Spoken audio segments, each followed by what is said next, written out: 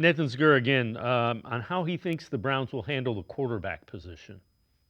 The way that kind of I see it, this is not gospel, these are not scores, this is just the way that I see it, is my guess is the initial plan is going to be to get Kenny Pickett ready to be the starting quarterback for the Cleveland Browns in week one. And you have to understand, number one, he's been very successful in this division in his career, 15-10 as a starter. He's got the 7-game winning drives.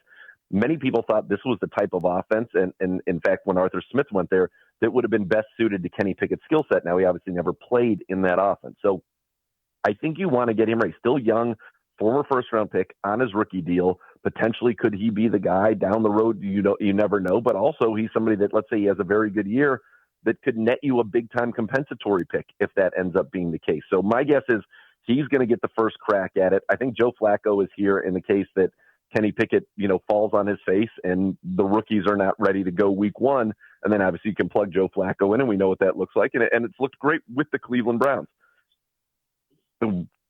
I really think that's going to be the goal, but I think you have to be so flexible because if Dylan Gabriel or Shedeur Sanders lights it up and is looking good, you need to give them more opportunities. You need to put them in situations where you can truly evaluate them. I think the Browns are going to take advantage of the fact that they've got 90 guys here in training camp and you can still run things on two fields simultaneously. I think you'll see that, but I do think that they need to be very flexible. G-Bush, it's interesting. I go back and forth between Flacco and Pickett. You gotta go with who you believe and actually who the veterans think give them the best chance to win, at least initially. Yeah, I've been trying to wrap my head around the Pickett stuff. I look at it and to be honest, going back and watching him at Pitt, I thought he was overdrafted at Pitt. I thought he had some. I thought he was more of along the lines of where the Browns got a Colt McCoy in the third round. I thought he was one of the dudes that were, if you put him in the right system and you had a lot around him, you can get some things done as far as a running game, offensive line, and a solid defense.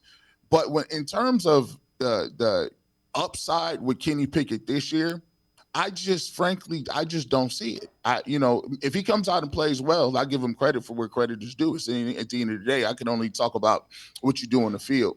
But in terms of, if you were to ask me, who I would be playing as one of the veterans, it would be Joe Flacco. I think Joe Flacco has a better arm. I think Joe Flacco runs the play action better. I think Joe Flacco is a cool, calm demeanor. The veterans have seen him do it here before. The fans have seen him do it before.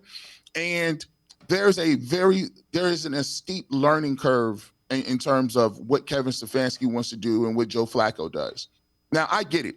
I don't know if they want to just say, hey, Kenny Pickett, they're trying to, raise the price of guys moving on.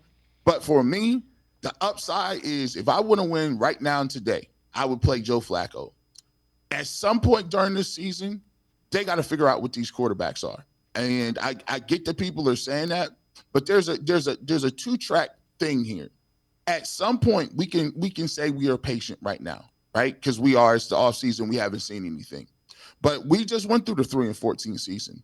One of the things that's difficult in projecting and looking towards next year to say, okay, well, we have 2 first-round picks next year and we're good, is the fact that you can say that now.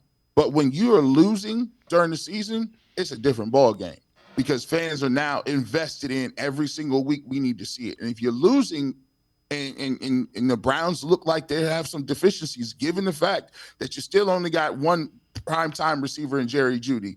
Quinshon Judkins looks like he's going to be suspended. That was your number 1 running game. So now it looks like you're still subtracting things, and the season hasn't even started. So to me, if this is going to be a season of transition, if this is going to be a season of trying to find out what you got and playing young guys and taking some of your lumps, then by all means, you can save yourself a lot of heartache and pain by playing some of these young guys. And at least you can say, hey, are we playing young guys? We already knew what it is. And then the goal is in the opportunity and the present it is that can be a blessing in disguise is maybe you find your franchise quarterback.